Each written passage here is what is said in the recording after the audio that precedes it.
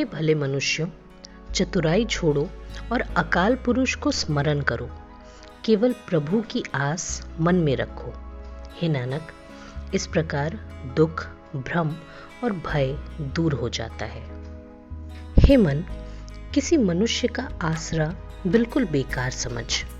एक अकाल पुरुष ही सब जीवों को देने योग्य है, जिसके देने से मनुष्य तृप्त रहता है और दोबारा उसे लालच आकर नहीं दबाता। प्रभु आप ही जीवों को मारता है अथवा पालता है।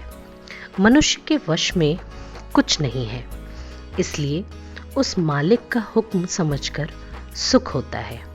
हे मन, उसका नाम हर वक्त याद कर, उस प्रभु को सदा स्मरण कर। हे नानक, स्मरण के प्रभाव से जिंदगी की यात्रा में कोई रुकावट नहीं पड़ती। अपने भीतर अकाल पुरुष की प्रशंसा कर। हे मेरे मन, यह सच्चा जिह्वा से मीठा नाम अमृत पी। इस प्रकार अपनी आत्मा को सदा के लिए सुखी कर ले।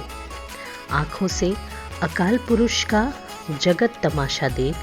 सज्जनों की संगति में टिकने से दूसरा कुटुंब आदि का मोह मिट जाता है। पैरों से परमात्मा का मार्ग पर चल। प्रभु को थोड़ा सा भी जपे तो पाप दूर हो जाते हैं। हाथों से प्रभु के काम कर और कानों से उसकी प्रशंसा सुन। इस प्रकार हे नानक, प्रभु के दरबार में उज्जवल मस्तक होना चाहिए। जो मनुष्य सदा ही प्रभु के गुण गाते हैं, वे मनुष्य जगत में भाग्यशाली हैं। वे मनुष्य जगत में धनी तथा तृप्त हैं, जो अकाल पुरुष के नाम का स्मरण करते हैं। जो भले लोग तन, मन तथा मुख से प्रभु का नाम उच्चरित करते हैं, उन्हें सुखी जानो। जो मनुष्य केवल एक प्रभु को सर्वत्र पहचानता है, उसे लोक परलोक की समझ आ जाती है। जिस मनुष्य का मन प्रभु के नाम में मिल जाता है, हे नानक, उसने प्रभु को पहचान लिया है। जिस मनुष्य को गुरु कृपा से अपने की सूझ को जाती है, यह जान लो कि उसकी तृष्णा मिट जाती है। जो परमात्मा का प्यारा सत्संग में अकाल पुरुष की गुण स्तुति करता है, वह सारे रोगों से बच जाता है। जो मनुष्य हर रोज प्रभु का कीर्तन ही उच्चरित करता है, वह मनुष्य गृहस्थों में निर्लिप्त है। जिस मनुष्य की आस एक अकाल पुरुष पर है, उसकी यमों वाली फांसी कट जाती है। जिस मनुष्य के मन में प्रभु के मिलने की इच्छा है, हे नानक, उस मनुष्य को कोई दुख स्पर्श नहीं करता।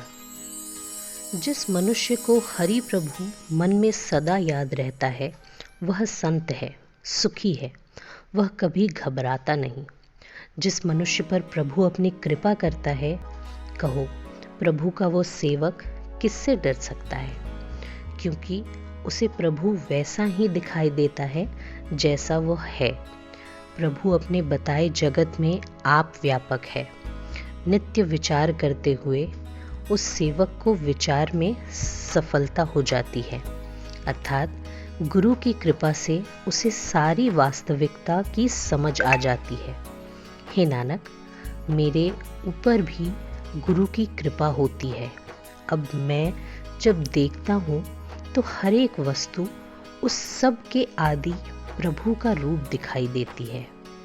यह गोचर संसार भी वह आप ही है और सब में व्यापक ज्योति भी आप ही है। ना कुछ जन्मता है, ना कुछ मरता है। यह जन्म मरण का तो प्रभु आप ही खेल कर रहा है। जन्म मरण, गोचर अगोचर, यह सारा संसार प्रभु ने अपने हुक्म में चलने वाला बना दिया है। सारे जीवों में केवल वह आप ही हैं। अनेक तरीकों से जगत को बना बनाकर नाश भी कर देता है। प्रभु आप अविनाशी हैं, उसका कुछ नाश नहीं होता। सारे ब्रह्मांड की रचना भी आप ही रच रहा है। उस व्यापक प्रभु के प्रताप का भेद नहीं पाया जा सकता। वर्णन नहीं हो सकता। हे नानक, यदि वह आप अपना जप कराए तो ही जीव जाप करते हैं। जिन व्यक्तियों ने प्रभु को पहचान लिया वो शोभा वाले हो गए। सारा जगत उनके उपदेशों के कारण विकारों से बचता है। हरि के भक्त सब जीवों को सहायता देने योग्य हैं, सबके दुख दूर करने में समर्थ होते हैं। सेवकों को कृपालु प्रभु आप अपने साथ मिला लेता है। सतगुरु का शब्द जप कर वह पुष्प के समान खिल जाते हैं। वही मनुष्य उन सेवकों की सेवा में लगता है जिस भाग्यशाली पर हे प्रभु तू आप कृपा करता है। वह सेवक नाम जप कर स्थिर अवस्था प्राप्त करते हैं। हे नानक, उन मनुष्यों को महान व्यक्ति समझो। प्रभु का सेवक सदा ही प्रभु के दरबार में बसता है और जो कुछ करता है प्रभु की रजा में रहकर करता है। सहज भाव से जो कुछ होता है उसे प्रभु की इच्छा जानता है और सब कुछ करने वाला प्रभु को ही समझता है।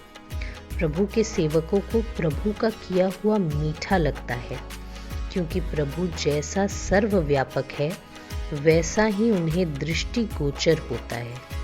जिस प्रभु से वे सेवक पैदा हुए हैं उसी में लीन रहते हैं।